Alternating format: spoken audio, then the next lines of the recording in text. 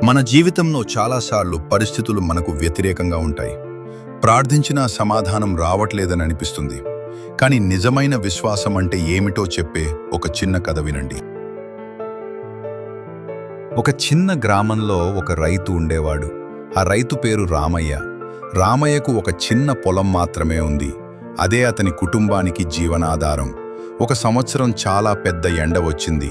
రోజులు గడిచాయి, వారాలు గడిచాయి. కానీ ఆకాశంలో ఒక్క మేఘం కూడా కనిపించలేదు. గ్రామంలోని రైతులందరూ నిరాశపడ్డారు. ఈ సంవత్సరం పంట ఉండదు అని అనుకున్నారు.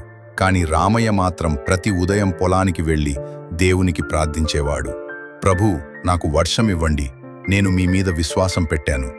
గ్రామంలోని కొంతమంది అతన్ని చూసి నవ్వారు. వర్షం లేదు, కానీ ఈయన ప్రార్థిస్తున్నాడు అని అన్నారు.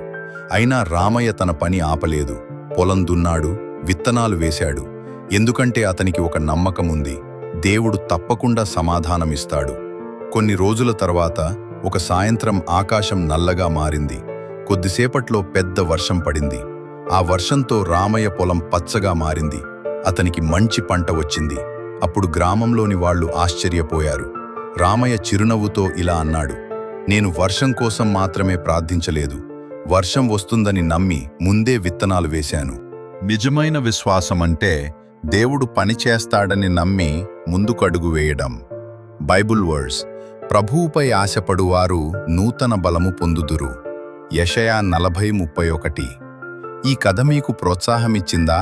అయితే ఈ వీడియోని లైక్ చేయండి, షేర్ చేయండి.